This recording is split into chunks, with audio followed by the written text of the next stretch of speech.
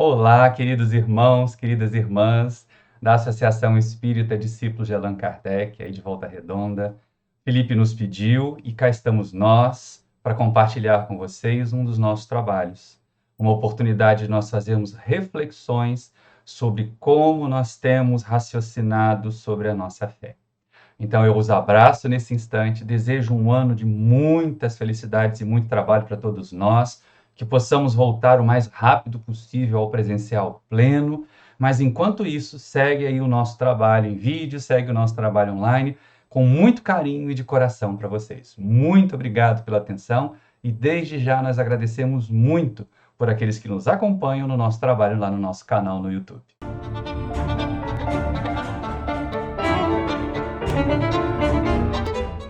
É interessante nós percebermos, nesse momento então que nós estamos vivendo, de tantas criaturas experimentando as chamadas perdas, perdas materiais, perdas afetivas, perdas no sentido da terra. Onde está o Consolador? Porque Jesus nos prometeu o Consolador.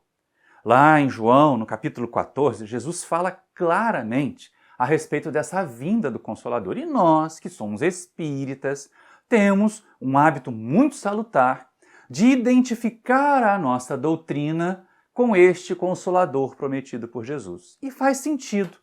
Se a gente parar para olhar, olha como aparece lá essa promessa de Jesus no Evangelho de João, para a gente perceber, filosofar um pouquinho a respeito desta doutrina que nós abraçamos, mas para não ficarmos parados na filosofia. Olha o que João nos diz, ou melhor, o que Jesus nos diz lá no Evangelho de João. Se me amais, guardai os meus mandamentos, e eu rogarei ao Pai, e ele vos dará outro Consolador, para que fique eternamente convosco. O Espírito de verdade, a quem o mundo não pode receber, porque não o vê nem o conhece. Mas vós o conhecereis, porque ele ficará convosco e estará em vós. Não vos hei de deixar órfãos, e eu hei de vir a vós. Então olha que interessante, não é? Jesus promete um Consolador que vai ficar com aqueles que creem nele para sempre, eternamente, e que vai ficar neles, estará neles. Não é mais uma individualidade externa às criaturas que ficarão consoladas, que se verão consoladas. E a gente começa a pensar assim, mas então será que Jesus falava de uma outra individualidade, de um outro espírito? Não é bem assim. Mas eu gostaria de ir com vocês um pouquinho mais devagar, para a gente poder chegar nessa questão da forma como nós cremos na vinda desse Consolador.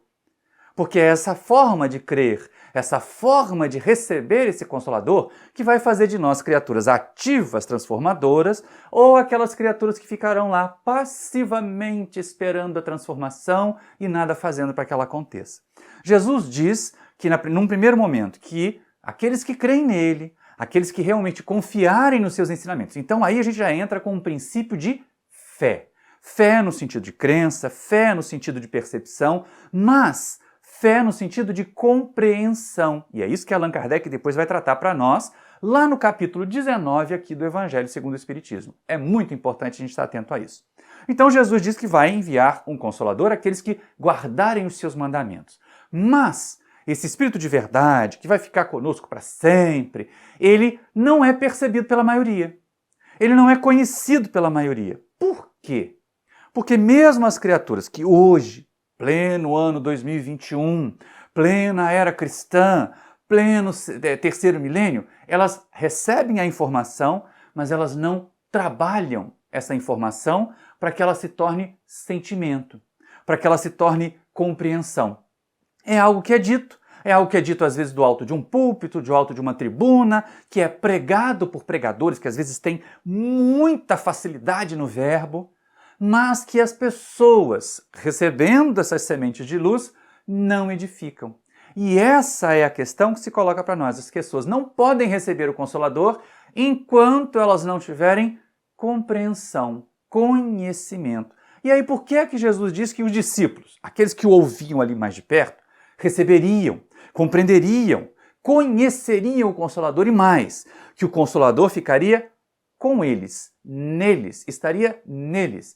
Porque são aquelas criaturas que, acompanhando Jesus, que vendo os seus ensinamentos, que vendo a prática, porque Jesus sempre ensinou pelo exemplo, que vivenciando a prática dos ensinos de Jesus, elas compreenderam. Elas entenderam que não é algo que vai acontecer sem esforços, porque durante todo o período que Jesus esteve ensinando junto de nós, ele agiu, ele se esforçou, ele tentava convencer as pessoas pelo exemplo. Então aí vem uma chamada importante para compreender, para acolher o Consolador. E esse Consolador então vai nos trazer esperanças.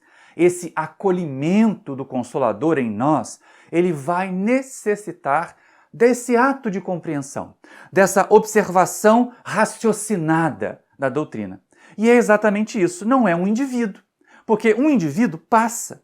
Qualquer criatura na Terra tem um tempo finito de vida no corpo físico. Mesmo que como espíritos nós sejamos imortais, um consolador que fosse uma individualidade externa a nós, que não fosse uma ideia, ele desapareceria. Como a própria personalidade de Jesus Cristo desapareceu há 2020 anos. As ideias não. Os seus ensinamentos não. O que chegou a nós até hoje foram os ensinamentos. Foram as propostas, foi a filosofia e a ética que Jesus nos veio ensinar, através dos exemplos, através da prática. As individualidades, as personalidades desaparecem. As individualidades não são reconhecidas, mesmo de uma encarnação para outra, quanta mudança acontece. Então é lógico que o Consolador que Jesus promete, esse outro Consolador, o que significa que ele, Jesus, naquele momento em que esteve materialmente conosco, era o Consolador presente na Terra, era a presença do Consolador na Terra para as criaturas que sofriam, era aquele que inaugurava um período mais intenso, mais acelerado, de transformação da Terra num planeta de regeneração, porque muita gente acha que a transição planetária começou ontem, mas não. Ela foi intensificada com a vinda material de Jesus. Nós já estamos em transição de provas e expiações para a regeneração há mais de 2000 anos e de forma intensa. Ah, Maurício, mas quantos retrocessos! Olha a Idade Média aí, olha aquele monte de problemas que aconteceram. É verdade. Mas toda ideia nova, todo princípio novo, quando ele ainda é minoritário, ele enfrenta muita resistência. Mas olha só, 2000 anos depois, a mensagem de Jesus, ou pelo menos as propostas de Jesus, a forma de crer, as religiões baseadas na mensagem de Jesus, elas podem sofrer alterações, e vêm sofrendo.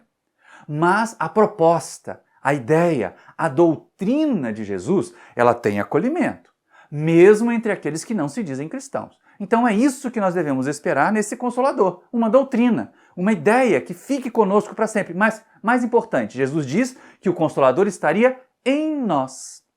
Então é hora de trabalhar para que a doutrina, para que a compreensão, para que a mensagem entre em nós, para que depois ela possa ser externada a partir de nós. Jesus diz que não nos deixaria órfãos. E aí vem uma questão importante. Puxa vida, se é uma doutrina, por que nós já estamos com 2000 anos, várias religiões surgiram baseadas na doutrina do Cristo e feneceram? Ou estão aí capengando, ou estão se desviando, que é pior. Tem gente mercadejando com a mensagem de Jesus, usando a mensagem de Jesus para ganhar dinheiro, para aumentar seu poder. E não é de hoje, né, gente? Nós vamos imaginar que na Idade Média também foi assim.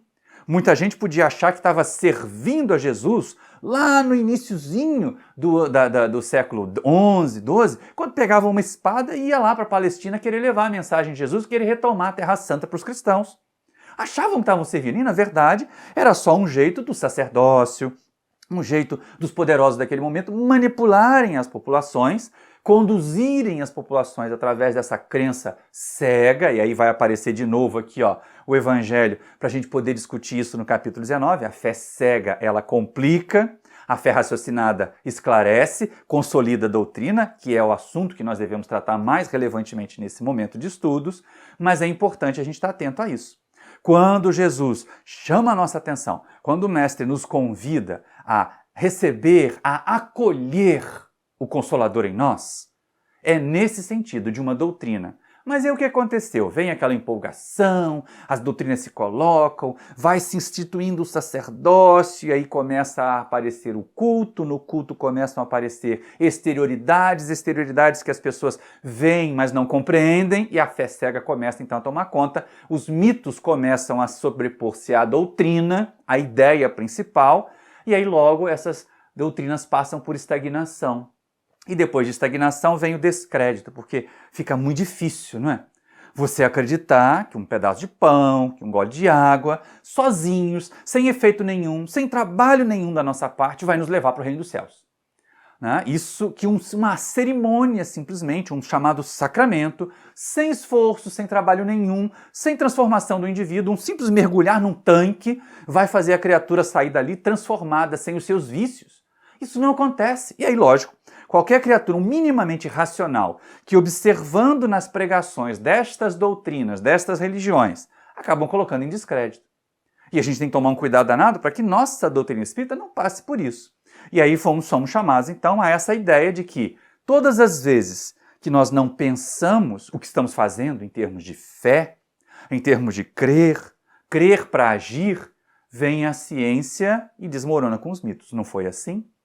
Em tempos de Jesus, tem lá aquela passagem da sogra de Pedro ardendo em febre, a família preocupada. Por quê? Porque naquela época se imaginava que quando alguém tinha febre, era o demônio que estava dentro do corpo das pessoas fazendo esse corpo queimar, fazendo esse corpo arder. E aí veio a ciência, depois de muito tempo, e muito tempo mesmo, século XIX, século XX, e começa a mostrar que as nossas febres são simples reações do nosso organismo a organismos invasores. Há micro-organismos que invadem querendo adoecer-nos. E a febre vem, então, no sentido de colocar o corpo em combate. É até um alerta importante. Então, olha como os mitos caem. Se os mitos caem, já era. A crença que estava baseada em mitos, a crença que estava baseada em exterioridades, afunda junto. E aí aparece uma situação muito grave. O século XIX foi pintado disso.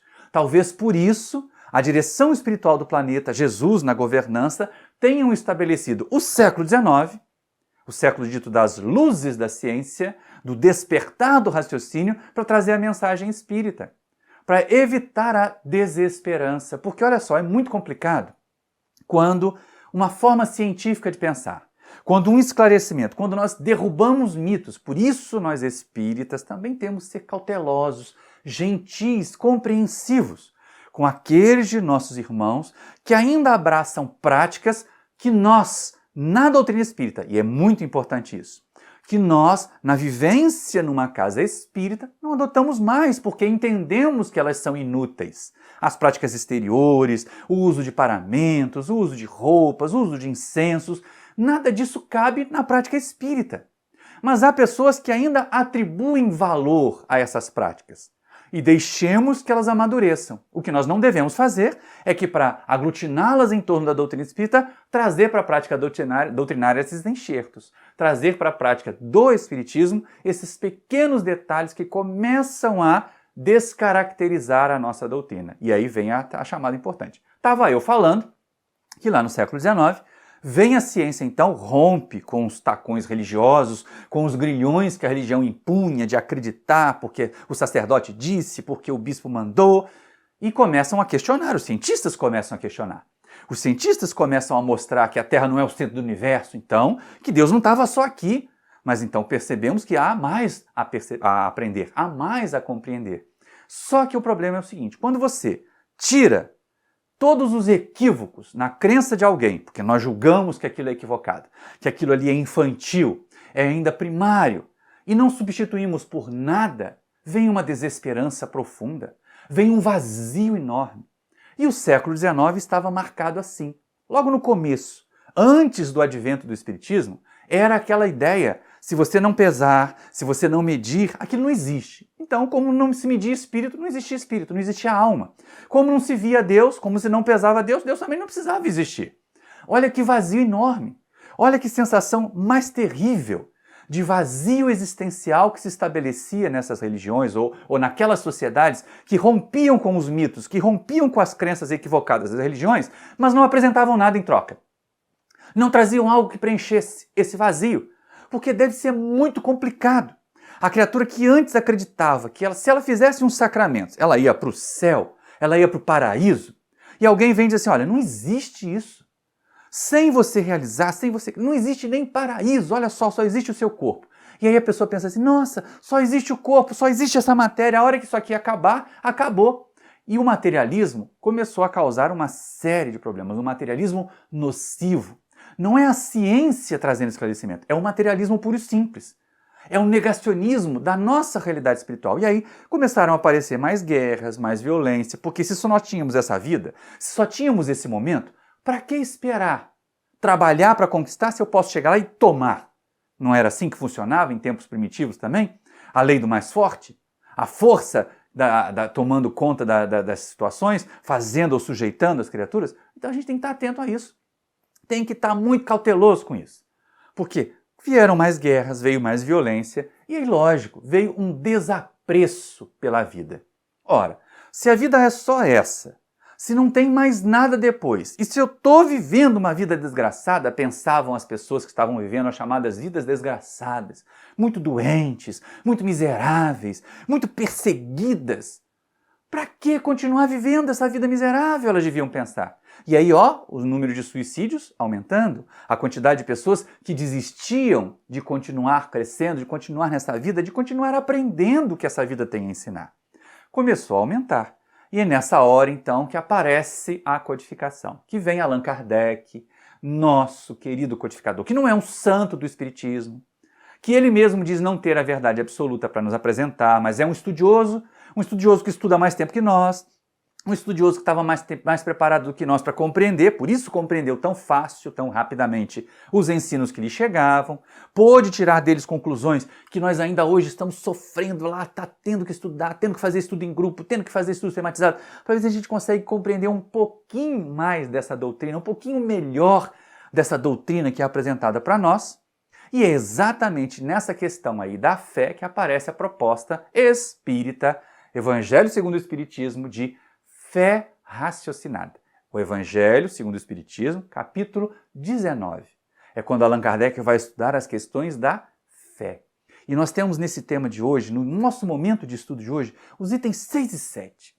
Como é bom aquela questão da fé raciocinada, da ideia desse confronto, porque o codificador já começa assim, em termos de crença, existe fé cega, que é aquela que vinha graçando ao longo dos séculos, e existe fé raciocinada, a proposta pela doutrina espírita. A proposta pelos filósofos sérios, aqueles filósofos espiritualistas também, não é, gente? Não é só dentro da doutrina espírita que existe uma proposta de fé raciocinada. As doutrinas do Oriente já traziam ideias de reencarnação, de transmigração da alma para progredir muito mais há mais tempo do que as doutrinas ocidentais. Só que algumas vezes ainda ali permeadas pela ideia da metempsicose, de voltar em corpos de animais, sem a ideia de progressividade contínua que acontece no Espiritismo. E aí Allan Kardec coloca, olha, existe fé cega, existe fé raciocinada. A questão é, qual é o efeito de cada uma dessa? E ele começa trazendo, então, os malefícios, né? Vamos colocar assim, as deficiências da fé cega. A fé cega, vamos imaginar, é aquela ideia que você crê sem questionar. Para que eu vou gastar tempo pensando? Me disseram que é assim, pronto, estou crendo. E aí, o que acontece? A fé cega, ela, por não questionar, ela cata, ela mistura ali o verdadeiro com o falso, fácil. Alguém diz que, de repente, numa pregação, que coelho não é animal de sangue quente, pode ser comido na Semana Santa, e muita gente vai comer coelho. Como eram as crenças do passado? Por interesse material, um certo sacerdote que queria vender seus coelhos lá na hora do pessoal comer. Ora, gente, por favor, a fé cega também abre espaço para chamadas teorias conspiratórias, né? Como nós temos visto teoria conspiratória graçando hoje aqui, e muito mais naquelas fileiras onde a fé cega ainda é colocada como instrumento de vivência da crença. Ainda é colocada como não ação de raciocínio perante o crer. E aí, lógico, essa é uma situação complicada. Por quê? Ela é útil. Para que serve a fé cega, Maurício? Qual é o interesse de muitas pessoas ainda hoje alimentarem essa fé cega no que dizem as lideranças? Porque são lideranças fracas.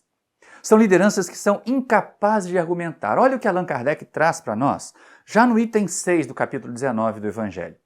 Cada religião pretende ter a posse exclusiva da verdade. Preconizar alguém a fé cega sobre um ponto de crença é confessar-se impotente para demonstrar que está com a razão. E essa é uma questão complicada. Porque hoje o que nós vemos? Essas lideranças fracas, lideranças que não refletem, lideranças que não têm mesmo conteúdo e que têm muito interesse, malícia até, em manipular as massas, ou por ganhos materiais, que é o que realmente acontece, ou por interesses políticos, por associação com o poder, para continuar manipulando as massas facilmente, a fé cega para elas é tudo que eles precisam, porque eles não precisam explicar. Não precisa haver racionalidade. Então, a fé cega sustenta lideranças fracas e, ao mesmo tempo, conduz ao fanatismo. O mesmo fanatismo que fez que nós pegássemos em armas lá no início da Idade Média e fôssemos buscar recuperar a Palestina, recuperar a Terra Santa, levando a mensagem de Jesus de espada em punho, uma mensagem que era toda de amor, uma mensagem que era toda de tolerância, de paciência, de compreensão, de acolhimento. Como dar esperança com violência, gente? Como acolher separando, segregando os que não pensam iguais a nós? Então ela gera o fanatismo, o mesmo fanatismo que hoje faz as criaturas encherem um corpo de bombas e se explodirem no meio da multidão. É a fé cega, é a fé que não raciocina. O líder disse, olha, você vai se explodir, você vai ganhar 72 virgens lá no mundo espiritual, no paraíso. E a criatura vai e se explode. Não faz o menor sentido. Para nós, para aquela criatura que abriu mão do raciocínio, para aquela criatura que foi condicionada a viver a fé cega, aquilo faz todo sentido. E esse fanatismo leva, então, à violência. Só que vai passando o tempo, vai se gastando, a possibilidade de sustentar a fé sem argumento, sustentar a fé cega, vai fenecendo, vai perdendo força e surge a incredulidade. E com a incredulidade vem, então, a desesperança. Puxa vida, mas olha só, a mesma história do século XIX. Se não há o que esperar, por que sofrer? Por que aguentar o sofrimento? Muita gente se recusa a aguentar o sofrimento ou se recusa a trabalhar para conquistar o que deseja e prefere tomar de formas escusas, usar de meios desonestos para obter as coisas materiais que deseja, porque não crê nesse futuro, porque não entende esse futuro, porque não entende essa perenidade, essa eternidade da nossa continuidade de vida. E aí, lógico, ficamos todos aqui, de certa maneira, presos a essa ideia de que se eu não tenho como garantir a minha fé, para que eu vou acreditar? E aí a descrença leva ao egoísmo. Cada um por si, não é verdade? E é nessa hora que aparece então o codificador e diz assim, olha, a fé cega não se prescreve. Já não é mais possível, pelo menos nós, século XXI, alimentarmos a ideia da fé cega. Creia porque foi dito pelo seu sacerdote. Creia porque foi dito pelos espíritos. Creia porque o profeta revelou. Não. Nós temos necessidade de saber por que nós cremos. Por que cremos? É a pergunta que se coloca para nós. E essa é uma questão que a gente não pode deixar passar. E aí olha só que interessante, né? Antes da gente imaginar assim, poxa, mas é uma pessoa que diz que não acredita em nada, que é materialista, vamos torná-la espiritualista, vamos torná-la espírita. E Allan Kardec foi muito prudente. Foi muito inteligente, que ele disse, peraí, antes da gente querer que as pessoas creiam, tenta saber por que elas não creem. Porque se nós soubermos qual é o motivo que leva uma criatura a não crer, algumas vezes nós vamos poder apresentar argumentos, olha aí o raciocínio de novo, e não a crença cega, mas nós vamos poder apresentar argumentos, nós vamos apresentar justificativas que auxiliem a crer de uma outra forma. E essa é uma questão muito importante. Agora, se nós não sabemos por que a pessoa não crê, porque tem aqueles que não creem por sistema, que não creem por interesse, por descaso, olha como o codificador coloca, porque é interessante assim, ele apresenta para nós 3 casos de descrentes que não adianta a gente gastar o nosso latim com eles. Não adianta você querer perder tempo, querendo incutir a fé raciocinada. Olha, pensa, a fé raciocinada, você vai compreender, você vai entender. A criatura não quer. Fé para ela é uma coisa distante da sua vivência. E aí Allan Kardec diz para nós que existem 3 tipos de descrentes que a gente não deve perder tempo com eles. Um deles são os descrentes por descaso. Ah, para que eu vou apertar? A vida tá boa, tá tudo tranquilo, ó, eu tenho dinheiro, eu tenho saúde, eu tenho beleza, eu tenho família. Para que eu vou me preocupar com esse negócio de religião? E tem gente que vive assim. A grande massa da sociedade terrena vive assim. E aí, lógico, algumas delas até vivenciam a prática exterior, vivenciam os costumes da sociedade. Se casam na igreja, fazem aquele movimento, colocam vestidos, fazem festas, mas não vivenciam mais nada depois daquilo. Batizam seus filhos numa igreja, mas não levam, não discutem, não apresentam aquela fé que eles supostamente batizaram os filhos para os filhos, porque não vivenciam nem pelo exemplo. Então é o descaso. Para esses não adianta a gente gastar tempo tentando convencê-los a crer. O segundo tipo é mais complicado, porque são aquelas criaturas que têm uma vida que eles sabem, intimamente eles sabem, não é tão legal assim, não é tão equilibradinha assim, mas se eles forem crer, se eles forem acreditar, por exemplo, que neles existe mais do que matéria e isso vai continuar vivendo, não adianta ser desonesto agora, não adianta ser corrupto agora, não adianta ser sensual agora, não adianta ser glutão agora. Porque se eu não vou morrer, eu logo vou ter que arcar com as consequências de tudo que eu estou fazendo de errado. Então muitas pessoas são descrentes porque elas não querem mudar. São conservadores, num conservadorismo equivocado, não é, gente? Não é conservar as coisas boas, eles querem conservar a sua atitude, os seus vícios, o seu comportamento equivocado. É só isso que eles querem. E aí uma boa parte, na época do codificador eu acho que devia ser a maior parte, mas hoje ainda penso que os descrentes por descaso são a maior parte da sociedade do século XXI. Mas o codificador apresenta aqueles que são descrentes por orgulho. Porque eles se acham muito bambambãs, eles se acham muito importantes, eles se acham muito superiores. E aí admitir Deus seria negar a sua própria superioridade, admitir alguma coisa acima, admitir alguma coisa maior. Ora, tenha dó. Essa é uma questão. Admitir Deus seria admitir que nós somos ignorantes, que nós somos a inteligência suprema, não somos. Então é lógico, muitas criaturas são materialistas ou negam a existência de Deus ou negam a fé porque elas são orgulhosas, elas querem continuar se sentindo superiores. Em relação a esses, diz Kardec, aqui ó, no Evangelho, lá no capítulo, no item 7 já, do Evangelho segundo o Espiritismo, no capítulo 19, Allan Kardec diz a eles que sobre esses aí não adianta a gente gastar tempo, porque a fé para eles, a crença neles ainda é alguma coisa infantil, imatura, ainda é um brotinho, é uma sementinha que talvez precise de muitos abalos, mas não tem tempo, não tem problema não, a vida vai ensinar. Eles vão despertar, chegará o momento em que eles vão despertar, não tenhamos dúvida disso. E esse despertamento vai vir da maneira que a vida lhes apresentar, às vezes com um abalo, às vezes com uma enfermidade, às vezes com uma derrocada material, mas eles vão ser movidos dessa sua situação de acomodação. Pode ter certeza disso. Não nos ocupemos, diz Allan Kardec, com essas criaturas. Por outro lado, às vezes nós vemos na sociedade, e temos visto isso nos jovens, ai que alegria! Como é bom ver uma geração nova chegando à Terra já com conceitos mais maduros de crer. Kardec também percebeu isso no seu tempo, lá no século XIX. Para algumas pessoas, diz ele, a fé é alguma coisa inata. Sabe, trava contato com uma informação como a do Espiritismo, por exemplo, e parece que sempre soube aquilo. Bezerra de Menezes também se reconheceu espírita mesmo sem ser, assim que ele leu o Livro dos Espíritos pela primeira vez. É lógico, eram espíritos mais preparados, eram espíritos que estavam ainda, ou que já estavam em condições de realizar as transformações. Para essa fé inata. E são nesses que nós vamos investir.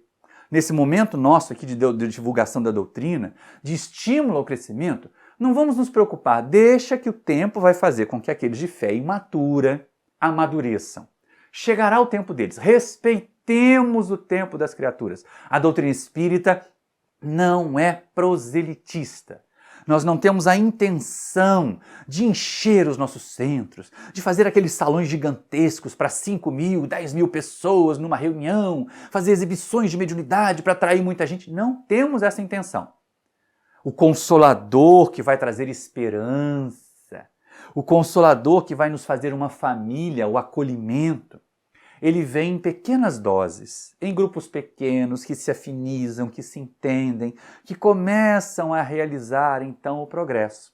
E essas criaturas que chegam com essa fé inata, essas criaturas que começam a perceber e que sabem questionar. Gente, vocês já repararam como algumas das nossas crianças hoje fazem perguntas inteligentíssimas sobre questões de espiritualidade? Nós temos observado E aí a nossa evangelizadora lá do Paulo de Tarso, a nossa dirigente do DIG, a querida Helena, ela tem notado com imensa alegria. Toda reunião nossa ela fala numa empolgação imensa, porque as crianças pequenas trazem ideias surpreendentes, até para muitos de nós adultos. Eles têm uma percepção surpreendente para a maioria de nós adultos. São espíritos amadurecidos. São espíritos que questionam, e no questionar, eles se colocam como mais satisfeitos. Essa é a questão. Questionam e são satisfeitos. Como Kardec disse para nós aqui no Evangelho segundo o Espiritismo. Raciocinam, pensam a fé. O raciocinar a fé, gente, não é contraditório. Muita gente diz assim, a fé é uma crença. Você tem que acreditar sem ver. Não, não é verdade. Na verdade, nós não precisamos ver para crer. Isso é importante também. Jesus colocou lá quando ele conversou com Tomé. Mas é importante nós raciocinarmos para crer. Nós compreendermos para crer. Não basta, é importante, já tem até vídeo sobre isso também aqui no canal, não basta ver para crer. Muitas pessoas veem fenômenos mediúnicos e ficam mais confusas do que esclarecidas. Então não é dizer que vendo o espírito baixar que as pessoas vão se tornar espíritas. Claro que não. Mas porque elas raciocinaram, porque elas desenvolveram o seu pensamento. E é exatamente isso. Não basta ver para crer, é preciso compreender, é o que nos diz o codificador, e olha como ele diz assim expressamente. A fé necessita de uma base, e essa base é a perfeita compreensão daquilo em que se deve crer. Para crer, não basta ver, é preciso, sobretudo, compreender. A fé cega já não é deste século, e Kardec disse isso lá no século XIX. Aí a gente agora está no século XXI, e aí vê muita gente apegada à fé cega. E é interessante isso. Kardec diz que não existe mais espaço para a fé cega. Mas, gente, é verdade. Pensa bem, nós estamos numa época em que estamos aqui nos comunicando graças à internet, graças à tecnologia. Alguém precisou compreender como a eletricidade poderia ser transformada em impulso, como luz poderia ser transformada em imagens, movimento, cores, para gerar todos os equipamentos, toda a tecnologia que nós estamos usando na nossa comunicação aqui. Alguém que acreditasse que tudo vem de Deus, que tudo é milagroso, que tudo é um milagre, já era, não chegaria aqui. Continuaria vendo o celular como coisa do demônio. Aliás, eu me lembro, quando eu era na infância, lá no bairro onde eu morava, em São João de Meriti, havia uma família de uma outra religião que eles não tinham TV. Era um momento em que a TV estava chegando, eu ainda me lembro, a nossa primeira televisão em casa era um móvel grande, pesado, com 4 perninhas de madeira, né, um tubo preto e branco, cheio de chuvisco, mas a gente adorava aquilo porque tinha informação, porque chegava notícia, porque tinha desenho animado em preto e branco, mas tinha desenho animado. Eu sou da época da TV em preto e branco ainda, hein, gente? Então, a gente achava aquilo ótimo. E aí o meu vizinho, meu coleguinha que brincava comigo na rua, dizia que na casa dele não entrava televisão porque televisão era coisa do demônio.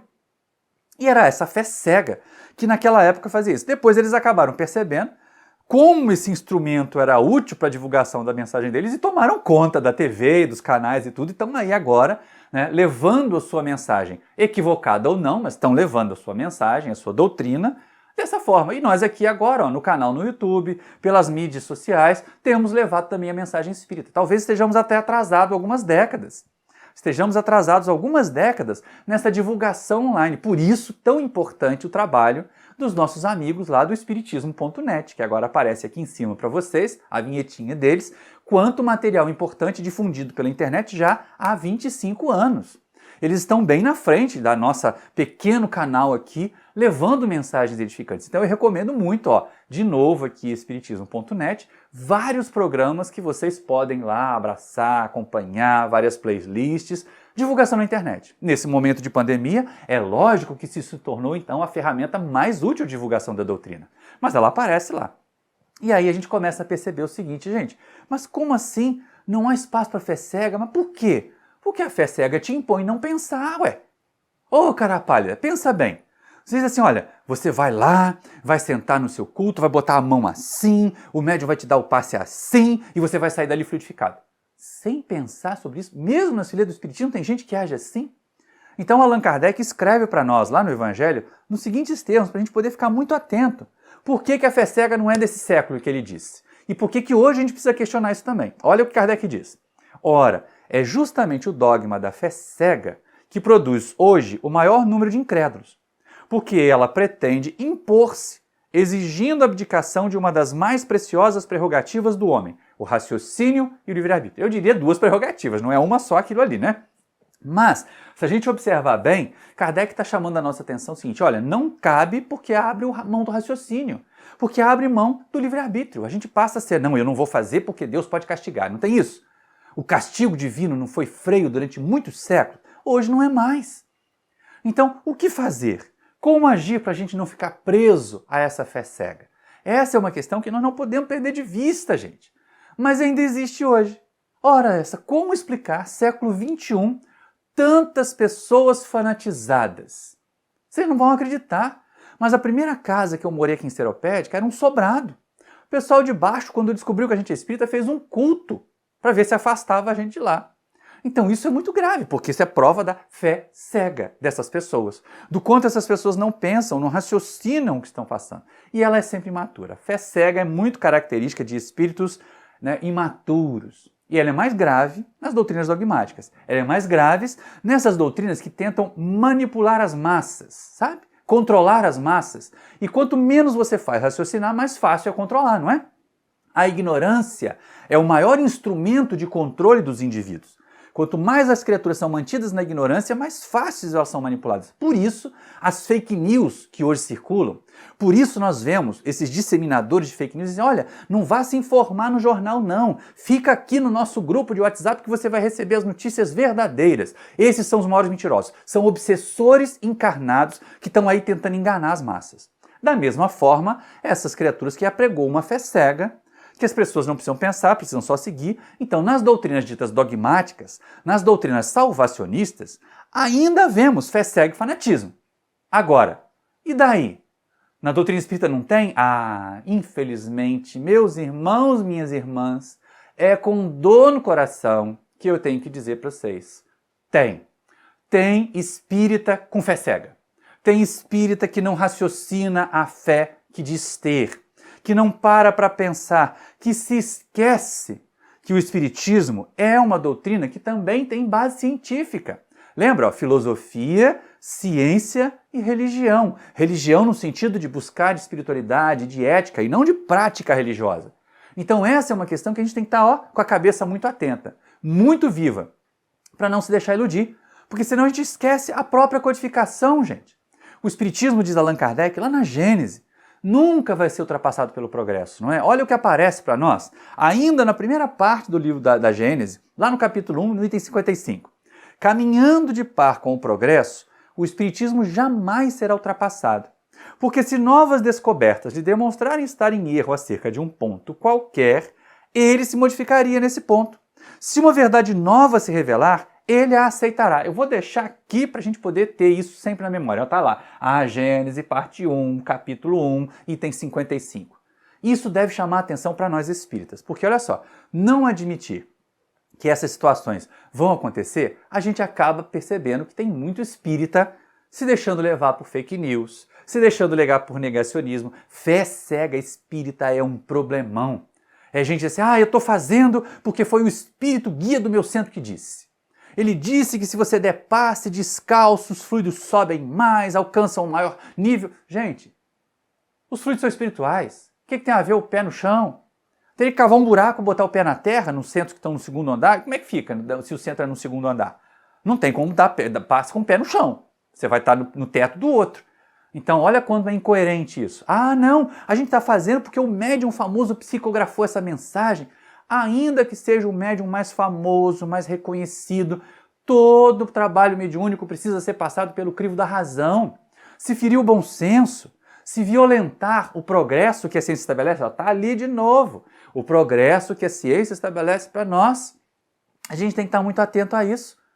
Porque se vir a ciência e nos diz assim, olha, tal medicamento não é útil, não tem valor, e a gente ainda acredita, porque viu no WhatsApp do grupo do centro, isso é abrir mão da fé raciocinada em espiritismo. É aceitar sem raciocinar, por mais credibilidade, por mais anos de trabalho que um médium tem. Se escreveu bobagem, se escreveu uma coisa que fere o bom senso, se é o único a dizer uma coisa e a ciência, como Allan Kardec disse, está ali, volta lá e lê. Jamais o espiritismo será ultrapassado pelo progresso. Se a ciência lhe mostrar que ele está errado num ponto, ele vai se ajustar. Então, por favor, gente, se a ciência nos diz, olha, usar máscara protege para diminuir o contágio da Covid-19, vamos usar máscara, espíritas. Se a ciência nos diz, olha, tal medicação é inócua, já foi testado, e gente, não é qualquer coisa. Não é um indivíduo só, que é muito diferente dos conspiracionistas que tentam pregar tratamentos precoces e tratamentos que não tem nada a ver. Até espírito, mandando por médium famoso essa sugestão, tem que ser questionado. Não pode ser assimilado assim. Claro que nós não vamos ser materialistas e dizer, não, porque foi a ciência que disse e está contra o espiritismo, a gente vai ficar com a ciência. Vamos pensar até no que a ciência diz. Mas vamos pensar com esse mente aberta, coração aberto, sem fanatismo. Porque essa é uma questão muito importante, nós não devemos abrir mão. E esse é triste, é um desastre. Quando nós vemos os espíritas se deixando levar por essas fake news, se deixando levar por teorias conspiratórias. Ou então cegos, que foi o médium que disse, porque foi o espírito que falou. E o raciocínio, onde é que fica, cara pálida? E a nossa capacidade de pensar e o nosso livre-arbítrio para agir ou não agir, cara pálida? É importante a gente abrir a nossa mente, acordar. Espíritas, nós precisamos acordar, até porque, pensa bem, se a gente não tem isso, como é que a nossa fé vai aguentar os abalos que os progressos vierem trazer?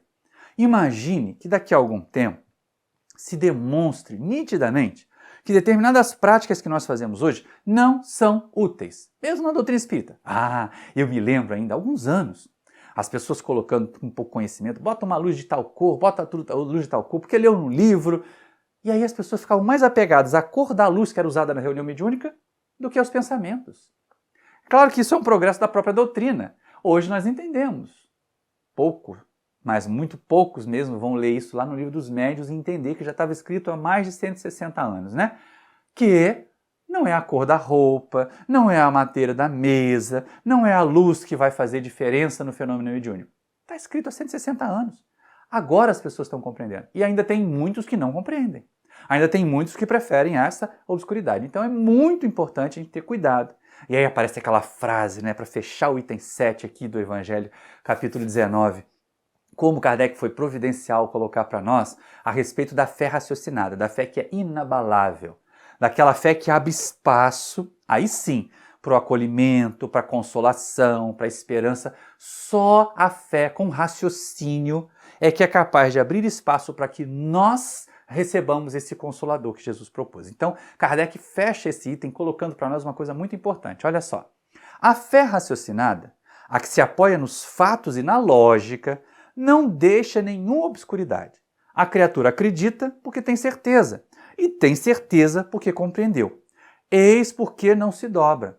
Fé inabalável é somente a que pode encarar a razão face a face em todas as épocas da humanidade. Como a gente usa essa última frase, né? Fé inabalável é somente a que pode encarar a razão face a face em todas as épocas da humanidade. Beleza. E você tem feito? E eu tenho feito? Será que eu sigo mesmo aquilo ali? Será que eu tenho raciocinado todos os meus momentos de fé? Eu tento. Tento, estudo pra caramba para poder chegar lá. Mas é muito importante que a gente realmente considere isso.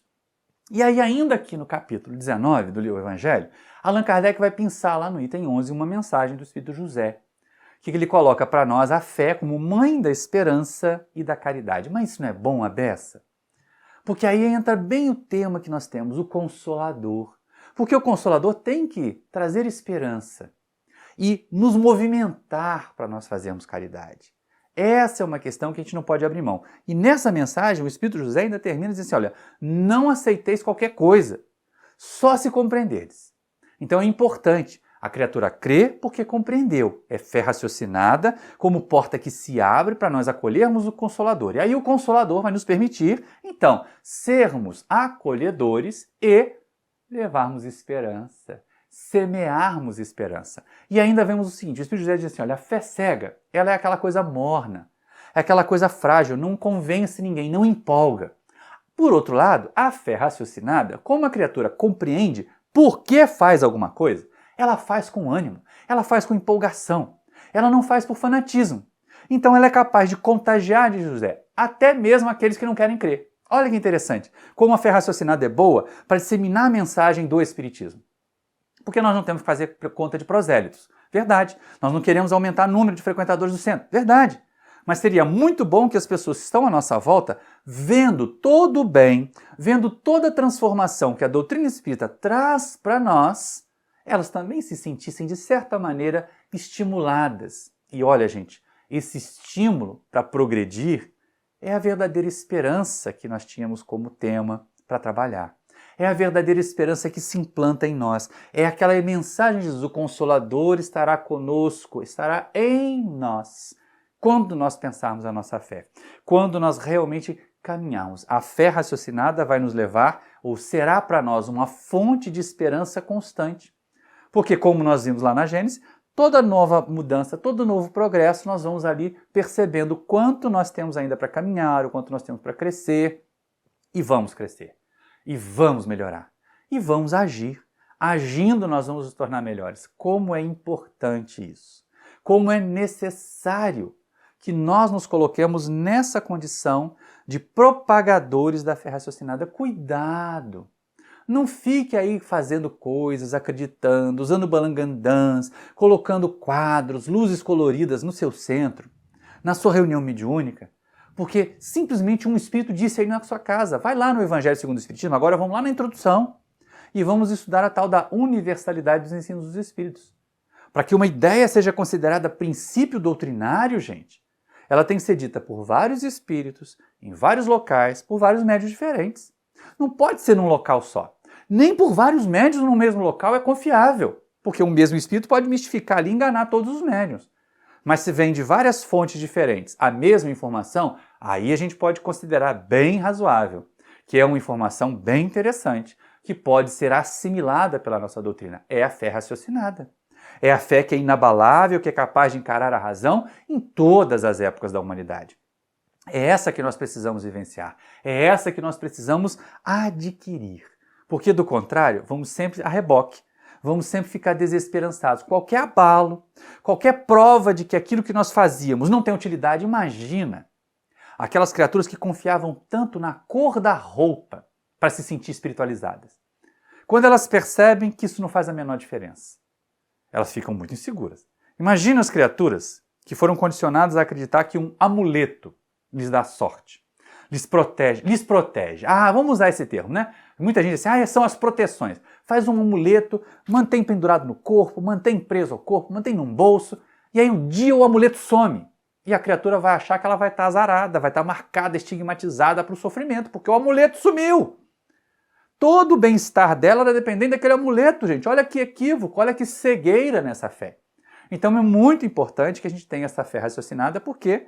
Porque ela vai trazer para nós essa percepção de esperança em função do nosso trabalho, de acolhimento dos outros, percepção até de que cada um vai ter o seu tempo de despertar. Voltemos lá no item 7 do capítulo 19 do Evangelho. Cada criatura tem nível diferente de maturidade espiritual, então tem níveis diferentes de fé. Pode ser que a gente hoje ainda encontre muita gente com fé cega porque são espíritos mais imaturos, ou então porque estão ali conduzidas, arrastadas por lideranças frágeis, fracas, que têm interesse em mantê-las na ignorância. Não é o caso do espiritismo. Na doutrina espírita nós temos a intenção de espalhar a luz, de que todos compreendam. Por isso é tão importante nós estudarmos em grupo. Por isso é tão importante nós não ficarmos cegos, acompanhando lideranças, médiuns, espíritos, simplesmente sem raciocinar, sem pensar, sem confrontar o que eles trazem com aquilo que a doutrina espírita nos traz de base, com o Livro dos Espíritos, com o Livro dos Médiuns, com o Evangelho segundo o Espiritismo. A nossa base é a codificação. Não dá para a gente abrir mão disso. Não dá para a gente esquecer esse convite. E aí vem a percepção e vem a pergunta final, para a gente poder caminhar já para o encerramento do estudo. O que nós fazemos da nossa fé? Se depois de tudo que nós conversamos aqui, será que eu já identifiquei assim, a minha fé ainda não é raciocinada o suficiente? Eu ainda não estou pensando bastante, raciocinando o suficiente sobre a maneira de crer? Ainda me permito alguns misticismos? Tem médium que tem medo de ver espírito de noite em casa, sai acendendo todas as luzes para poder ir ao banheiro. Acenda a luz para não dar uma topada. Tudo bem. Acenda a luz para não tropeçar na escada. Tudo bem. Agora, acender a luz porque não quer ver espírito, aí você realmente é fé cega. É fé cega não, é fanatismo, é misticismo. e o misticismo cai todas as vezes que a luz aparece. Um exemplo muito interessante que nos ajuda a refletir sobre a nossa fé, e eu não vou entrar aqui senão eu faço outra palestra, é Simão Pedro, né? Simão Pedro teve o seu tempo de fé cega e depois teve o seu tempo de fé raciocinada. Como é diferente, como é uma criatura diferente. Nós temos uma palestra sobre isso aqui no canal, vocês podem procurar lá, Jesus, Pedro e Nós. Tem algumas lives também, porque o pessoal tem pedido bastante esse tema. Jesus, Pedro e Nós nos leva a refletir. Tá aqui, eu vou botar até o card da live, de uma das lives, para vocês acompanharem. E é interessante, porque assim, tanto na palestra quanto na live, a gente percebe que enquanto a fé de Pedro era cega, ela era ao mesmo tempo ignorante, violenta, frágil, orgulhosa, ele de vez em quando se achava bom demais, não deixava Jesus lavar os pés dele, ou então ele se achava ignorante, pedia Jesus para lavar a mão, lava a cabeça também. Né? E é uma coisa complicada, porque quando a nossa fé é cega, quando a nossa fé é imatura, nós cometemos esses equívocos. Nós somos às vezes agressivos para defender a doutrina, para defender a nossa fé. Ninguém precisa ser agressivo, gente. A mensagem de Jesus não é uma mensagem toda de brandura, de amor. Já falei isso em mais de um estudo também. Gente, presta atenção, se Jesus dependesse da gente para defender a doutrina dele, estava lascado, porque nós somos muito imperfeitos. Se Kardec, os benfeitores espirituais, os amigos da codificação dependessem da gente, movimento espírita, para defender a doutrina espírita, estava lascado também. A doutrina é forte por si mesma. A doutrina se sustenta nas suas bases e não na nossa prática, que muitas vezes é equivocada, que muitas das vezes ainda é eivada de fé cega, de falta de raciocínio, de um certo misticismo, ou pior, de uma certa acomodação espírita que se acomoda, que para de estudar. Não pode ser. E aí vem aquele momento crucial, né? Jesus é preso, Pedro, que tinha passado todos aqueles abalos, tinha sido violento logo momentos antes ali de Jesus ser preso, né? Cortando a orelha do servo do sacerdote, Jesus mandando ele embainhar a espada, porque não era para fazer aquilo. Jesus não queria uma revolução, Jesus quer renovação, o que é muito diferente. E aí Simão Pedro, que tinha acabado de passar por aquilo, vai e nega Jesus. E chora amargamente, né? Vem um momento de despertar. É a hora em que ele para e pensa assim, puxa vida, eu acompanhei tudo, eu vi esse homem fazer tudo, eu vi esse homem fazer um monte de fenômeno, e não sei o que é. A fé começa a ser raciocinada. E aí ele vai adquirindo uma serenidade, ele vai adquirindo uma lucidez, ele vai adquirindo uma sabedoria, que ao final da sua jornada é reverenciado como um dos grandes. Aí sim, a pedra, onde Jesus edificaria a sua mensagem, a sua igreja. A nossa fé tem passado por essas transformações? Porque Pedro compreendeu e despertou. A fé raciocinada o levou a ser um pacificador entre Paulo e Tiago, o levou a entender que levar a mensagem lá ao centurião de Cafarnaum era uma proposta também, não era para ficar só entre os judeus. Ele fez isso tudo. Não foi Paulo o primeiro a levar a mensagem de Jesus para os judeus, foi Pedro, quando o centurião de Cafarnaum manda chamá-lo para ele pregar lá, para ele levar a sua mensagem. E aí Pedro tem aquela visão dos animais, o lençol, pega, mata e come, e ele recomenda que nunca tinha entrado na sua boca animal imundo, e os espíritos dizem, não faças tu imundo aquilo que Deus criou são. E aí é muito importante, Pedro amadureceu a sua fé. A nossa fé tem amadurecido? Ou ainda somos crianças espirituais? Se nós quisermos realmente mudar, temos que respeitar o tempo dos outros e acelerar o nosso. Se nós estamos aqui hoje, se você está aí me assistindo, se nós estudamos o Evangelho segundo o Espiritismo, se nós estudamos a codificação, está na hora da gente pensar um pouquinho mais a respeito da nossa fé. Está na hora da gente não se deixar levar por fake news de WhatsApp, gente. Não se deixar levar por mensagem psicografada que não tem pé nem cabeça, gente. Isso é fanatismo também. Então é muito importante. Aí o exemplo, o modelo para isso é Allan Kardec, né? Quando foram avisar a ele que as mesas falavam, ele disse assim, se me provarem que uma mesa tem cérebro para pensar e nervos para sentir, eu acreditarei. Até lá, me deixa achar que isso aí é ideia para fazer dormir. Então é muito importante essa atenção do codificador. Allan Kardec sempre foi alguém que pensou, que raciocinou cada um dos princípios que apresentou para nós na codificação. Façamos o mesmo. Muitas pessoas, principalmente no mês de outubro, quando se comemora o nascimento de Hippolyte Léon Denis Arrivai, aquele que depois, 50 anos depois, seria conhecido como Allan Kardec, né? Nós vemos as pessoas querendo fazer homenagens a Kardec. Estamos aqui num momento desse, Vai acontecer até no mês de outubro essa palestra online, numa outra oportunidade, numa outra instituição, para homenagear Kardec. Então, gente, a melhor homenagem que nós podemos fazer a Kardec é raciocinar a fé, é estudar a doutrina com profundidade. Mas, para a gente poder encerrar de uma forma mais lúdica, mais poética, eu me recordo, faz 21 anos, a querida irmã Rosália psicografou lá no nosso centro Paulo de Tarso um pequeno soneto, um tributo a Kardec, em que ela dizia assim: em sombras jazia a terra mergulhada. O homem vivia amargurado e triste, crescia num mundo a ideia do nada. Se não pesa, se não mede, não existe. Dos seus filhos Deus não descuida. Ampara-nos todo com seu amor.